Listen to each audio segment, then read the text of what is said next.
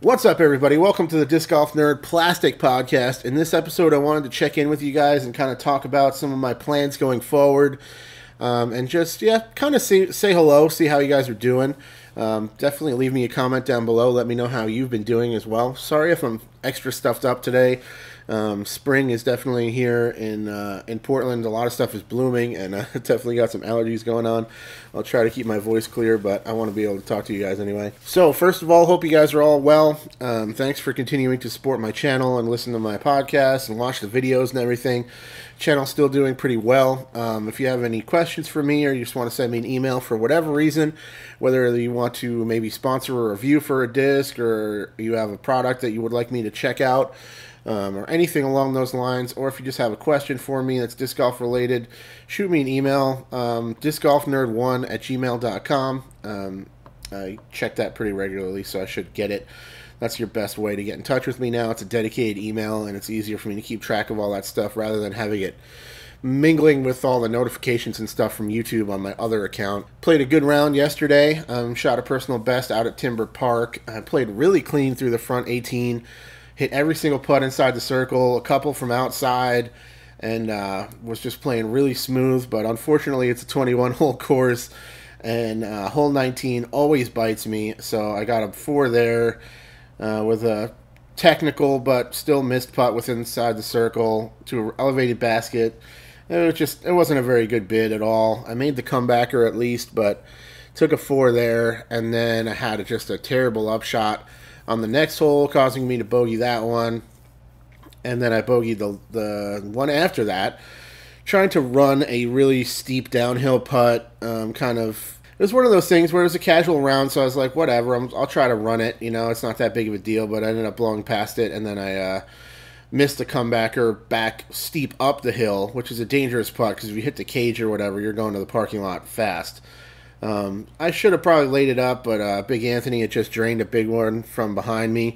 He kind of big putted me, like Ricky does, and not that I was like intimidated or anything, but I was like, oh, he jammed one. Let me try to run it. Might as well. What do I got to lose? Again, it's a casual round. It's whatever, but I could have saved a stroke there if I just laid up. But it's kind of silly sometimes to play really smart and safe when you're just playing around for fun with friends, and it's not like a tournament situation or anything, but it was still a personal best, still under par, and I still felt pretty good about it. Had some really great shots, hit probably like maybe had to have been outside 50 feet for 2 at one point. That was nice. Real long one, felt really good. I knew it straight out of the hand that it was going in, which is always nice as well. Feeling really good about my mid-range game right now for sure. I got 2 gobies, 2 compasses, and an anchor, and they're all solid. I did put the Suspect in the bag, and I'm still carrying it, but I'm not sure it's going to stick around just because my Goldline compass is more stable, so I can kind of use that for straight, stable shots with a little wind or whatever. And the anchor is just so money for me that I really don't need another overstable kind of approach disc, because I can just kind of power down the anchor. It's not as straight all the way. It has some more fade to it, but I can still make it work for most of the same shots. Suspect is still a great disc. That Lucid Suspect that DD sent me is just awesome disc, and I still carrying it to see where it might fit, but I'm feeling really solid about the other discs. I have like this sweet kind of smoky gray first run Gobi that I found in the used bin at the depot, and that thing is just awesome. It's a little bit more stable than my orange one that I've been throwing since it came out, so they layer nicely. And just feeling really smooth with my mid-range game right now. I'm still throwing Thrashers, pretty much all Thrashers, Trespasses, and Furies off the tee for the most part. I put a Gladiator in the bag. Look for a full review on that coming up soon. The next-gen Gladiator is really great. Very overstable, high-speed distance disc that I can throw as hard as I want. Always goes left on me, which I like. And I have the criminal in there, but it's easily the least thrown disc in my bag. I never throw that thing, but when I need it, it's a good disc to have for certain situations. Yeah, a little quick mini in the bag. I'll probably post a spring in the bag coming up here soon. But yeah, we're just talking. I was just rambling about my game, I guess, and feeling strong with my mid ranges right now. So I'm liking that quite a bit. Definitely feeling good there. So Hopefully you guys saw my two recent reviews, the Explorer and the Ballista Pro, both sponsored by DD and both featuring Latitude Plastic, brand new releases. Hopefully you guys noticed that there was I hope it was a noticeable jump in quality for the audio and the overall production of the video. I added some throwing footage. My camera is still not the best, but I did what I could, and I think I got useful footage there. You could actually see the disc flying, which I think is important. I'm happy that I could at least zoom in, have that good optical zoom where I can show you the flight of the disc as it gets farther away, and it's not just like a tiny little speck disappearing and kind of veering left way down the line where you can't really see it. I used Andy and a new friend that we had just met that day named James to film for testing, so I appreciate them hooking me up with the help for sure. And I am hoping to continue doing that for all reviews going forward. So, barring anything unforeseen, that's the plan. I'm not going to be able to post nearly as many reviews as I did, especially over last summer when I was posting reviews every week. That is not happening if I have to do this. I have a full-time job, and I'm also a semi-professional musician. There's no way I'm going to be able to do the extra work of doing the audio separately, filming and trimming the video clips, and also filming the other stuff separately, editing it all together. I'm not Jomez. It takes me time, and I'm still kind of learning how to do it. The bottom line is, my plan going forward is I'm going to try to continue getting flight footage, at least some throws, a handful of throws. I'm not going to do like a video where it's all throwing. That's still not my style, but I would like to at least get a few different shots from varying angles, and maybe a couple different distance ranges using other throwers that I can then film, and they have consistent form. James has really nice, clean form. He's throwing pretty far. It's funny, like, watching somebody throw on video and then also seeing them throw in person, and the difference in how that actually looks. It's kind of funny, and it makes you think about pro coverage. You know, we're kind of spoiled by it where we see these giant shots. They don't look that impressive on the camera, but in person, it's just like, oh my God, this is insane. So yeah, it's kind of funny filming people who definitely have better form and throw farther than I do, and it still doesn't look like they're throwing super far on the videos, but I can assure you that Andy and James both have solid form and throw strong, good shots, accurately, decent distance, not like huge arm, but I think that's more representative of the average golfer anyway. The bottom line is, yeah, I'm going to try to make sure I get throwing footage for all of the reviews going forward. I'm going to also be using the separate microphone to have better audio quality for all the reviews going forward. I'm going to continue making my minute reviews for Instagram and Facebook, so hopefully you guys enjoyed those. I'm having a lot of fun making those little minute reviews. If you haven't seen them, go check out my Instagram page, Disc Golf Nerd 1. You'll find them there. It's basically a mini review with a couple of throws, a close look at the disc compared to a couple of similar discs next to it to kind of compare the design if possible, and all of that condensed down into 1 minute. So yeah, I also trimmed 2 of those together from my recent Smashbox review, which worked out quite well, I thought. It was a 2-for-1. It gave me basically 2 minutes, a little over 2 minutes, and I showed 2 discs, a couple of throws, and basic information to give you an idea of what to expect from the disc. So that's my plan, is to kind of essentially slow down the amount of reviews that I'm doing, but try to make sure they're at a little higher quality than I am typically known for, and see if I can't increase that quality going forward. I would like to be able to upgrade my camera eventually, or potentially upgrade my PC to a machine that can use better editing software and stuff like that. Essentially, I can't compete with some of these people who have money. You're not going to see a drone on my YouTube channel ever, unless somebody lives in Portland and wants to let me use their drone. It ain't happening. I'm not spending $1,000 on a flying helicopter to film overhead shots or anything like that. That is not happening whatsoever. I have a million other things I would spend that money on if I even had it, which I do not have. You're not going to see like really fancy graphics and editing software programs. None of that's going to happen. I use free software that I got, including Audacity and a OpenShot video editor that I got for Linux operating system on a $75 used probably used to be in an office in Iowa somewhere, computer that I bought off of Amazon. And I have a camcorder that I paid $100 for.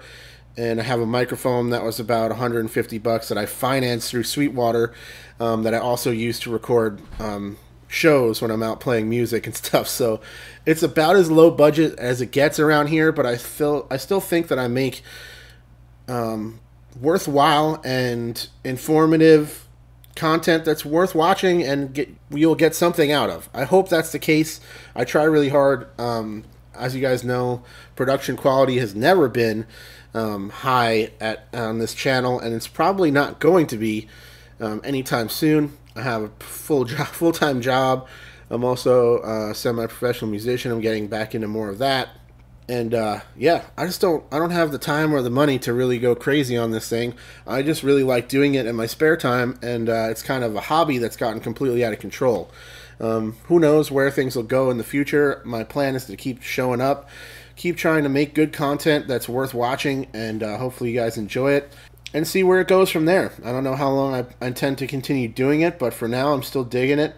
I'm still having a good time, but yeah, there's no way I'm going to be able to keep up at the same pace, so keep that in mind. I'm going to be slowing down overall and just kind of taking a step back, focusing more on molds that I'm particularly interested in, or that the general public is most interested in. I kind of doubt I'm going to be doing a lot of reviews for kind of more niche companies and weird discs that you might not be familiar with and stuff. I'm probably going to focus more on new releases or popular molds overall. I do kind of want to do a series where I go back and revisit some popular molds that I have not reviewed before, that have been out for a long time, certain Innova ones, or old, like, I've never done a review on just a straight up Buzz, Discraft Buzz. You know, they've been in my videos a million times, but I have not reviewed the Buzz, and it would be cool to kind of go back and approach some of that kind of content in the future, but we'll see where it goes. There's so much new plastic coming out that just even trying to stay on top of the new releases that people are interested in, I'm not going to say it's a struggle, but it's a lot of work, and it's a labor of love. I definitely enjoy it. I super enjoy that you guys still continue to come by and stop by the channel, watch the videos, and leave me that, you know, like the videos and all the nice comments that people leave and thanking me for the content. It means a lot to me. I dig it very much. I don't know how you guys feel about this. I'm extremely conflicted about it as a concept, but I've been thinking about trying to sign up for Patreon, just to see if maybe I could get a few dollars coming in just to help me kind of upgrade some equipment. But yeah, I mean, it would just be kind of cool to have some funds coming in that I could use in various ways, put aside towards a new camera, put aside towards a different PC that might be able to have a little bit more functionality to edit videos in various capacities, or also have a little bit of money coming in that I can put aside towards merchandise and stuff. Like I want to do some stickers, or, you know, maybe some DGN hats or that sort of thing. That would be a lot of fun. We'll see. I'm not really sure what the future will hold. I've thought about doing the Patreon thing for a while, since a lot of other disc golf people do, but I just feel like the content I put out is at a different level than most of those people, and I feel really awkward trying to be like, hey, you should just give me money because I do this thing that I like to do and would do anyway. It's just kind of weird for me. No offense to anybody that runs Patreon, but it's just, I don't know. I'm kind of conflicted about it. Think some people would support it, and I would like it. It would be great if I had some of that funds coming in that I could use in various ways for the channel, just to be able to purchase whatever disc I wanted, regardless of who had it and who was willing to sponsor a review for it. I could just buy it and review it whenever I felt like it. That would be pretty cool. For the most part, I can do that. If for some reason you do think that would be a good idea for me to do a Patreon and you might be interested in something like that, let me know, just so maybe I could gauge some kind of an idea on that from my audience. I don't really know. Thought about maybe doing a poll or something like that, seeing what you guys think about it to help me with the decision whether or not to do it. We'll see how it goes. If I continue making these reviews at a higher quality and I'm able to stay consistent with it and getting them out there, and I can still continue this podcast and other instructional content and stuff like that, maybe I will. I feel like I've helped the community, and it wouldn't be the worst use of your money to maybe help me out with the content if you really like it. But again, with so many different causes, and let alone things like charitable organizations for world issues and stuff like that, for me to be like, hey, you should give me money because I make videos about frisbees, it's a lot for me. It's a weird situation for me, I guess. So that's kind of how I'm feeling. I don't want to say I'm burnt out on doing reviews. That's not the case at all. But I am a little bit tired of like constantly having to have extra discs in my bag for rounds, and maybe taking discs that I typically carry and throw out of my bag to put some review plastic in there so that I can test it, that I can carry it with me. It might start to get pretty old pretty quick, having to have a camcorder out with me at the course all the time, trying to get footage of discs flying and stuff for the reviews. I kind of want to do more dedicated field sessions where I can film off of the course, just to give you an idea of how the disc flies, not necessarily with it flying on the course. But I feel like on the course stuff is probably more useful. I don't know. It's kind of a toss-up. I'm still really not... I still really don't feel like the throwing footage is all that useful in general. Regardless of who I use, they're going to throw differently than you do, and it's not necessarily the most... I just don't find it all that useful, personally. I think the only way to really know if a disc is going to fly good for you is to throw it and see how it reacts for your throwing style, and your climate and all the other factors that go into it. But people want it. I'm trying to evolve the content and keep up with some of these other channels that are popping up everywhere. Just seems like there's more and more every day doing new different types of disc reviews and stuff as the sport is growing, and a lot of them are younger people who seem to have money and a bunch of really great equipment and a bunch of time, and it's extremely hard to kind of compete with that at my level. But I'll keep doing what I'm doing. I could ultimately keep just making the reviews how I've always made them for as long as I felt like it. No, I'm not really beholden to anybody to do anything I don't want to do, but I'm trying to evolve the content, make it better, as a way of saying thank you to the people who watch my content, and not just be like, I'm just going to do what I always do and kind of get left behind by all this other content that's coming out that's doing a great job. There's a bunch of great reviewers out there now that are doing a really good job and have high-level equipment and make well thought out, well-made reviews. Along those lines, I was really impressed with the new Prodigy H1 V2 review that they posted on their channel. Really solid stuff. Why every single manufacturer should be putting out content like that. It blows my mind. We're going to get into this again. I'm going to rant about it again. I don't want to go there.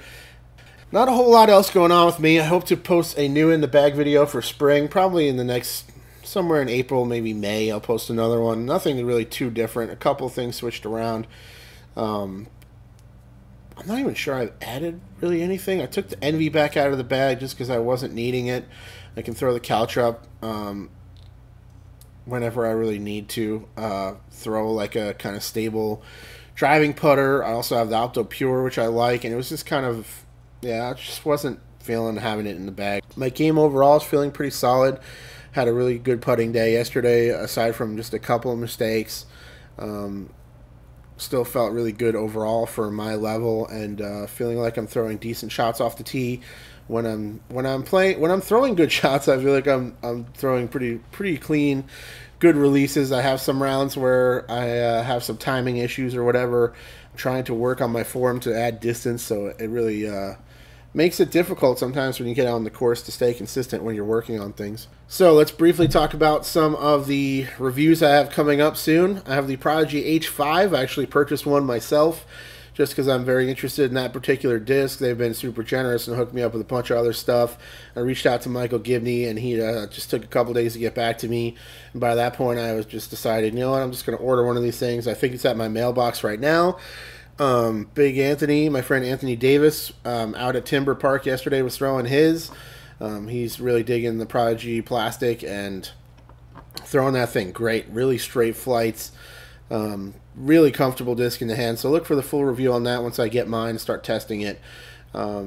And I also have the AVR X3, which is very similar to like a Zone or a Harp. It's a flat top, overstable disc. It looks nothing like an AVR, has nothing to do with an AVR. It's kind of funny how Innova does that. Like the Rock X3 is nothing even remotely similar to a Rock, and the AVR X3 is nowhere even remotely close to an AVR, but they just kind of use that name because people dig it, I guess. It kind of makes sense, but it's also a little silly. It's interesting with the X and the 3s and all the numbers and stuff, and I think all these companies are kind of running short on ideas for names. I think we're going to see that become an issue in the future. There's so many freaking molds out there. It's just bananas. I ultimately feel like maybe we have like far too many molds out there for disc golf in general. I don't think we need as many as we have by any means, but it seems like that's part of the deal, that you just have to keep releasing new stuff all the time to stay relevant in the market. I don't really know. There's way too much plastic out there as far as I'm concerned, and a whole bunch of different discs that we could take out of production, but then every time a disc does go out of production, it breaks somebody's heart. Somebody loved that disc and they get sad, and then they have to go kind of start hoarding them to have enough to try to get them through their lifetime or whatever their plan might be, and it kind of creates a bunch of different issues, so it's pretty funny. But yeah, anyway, Innova AVR X3 will be coming up. The review will be coming out for that soon. Good disc, very nice. I'm sure those are going to be super popular with the Innova players for that same kind of Zone Harp type feel, where you can throw it straight on a forehand approach with a little bit more pop on it. Very overstable for backhands, where you can really rip it. You know it's not going to flip on you. It's not going to fly too far. It's extremely consistent approach disc. So every company should have, and pretty much does have, a disc like that, like a flat top overstable approach disc. You know you can throw it hard and don't worry about it at all. Similar to the Suspect and the Harp and the Zone for sure. Very similar to the Zone. And yeah, we'll see the full review on that guy coming out very soon. And then I have various other things still in the testing queue that I've had for quite a while that I'll work my way through.